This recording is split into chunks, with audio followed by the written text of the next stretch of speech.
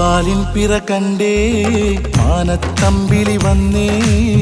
തക്ബീറിൻ ശീലുകൾ അങ്ങനെ ഒഴുകി വരുന്നുണ്ടേ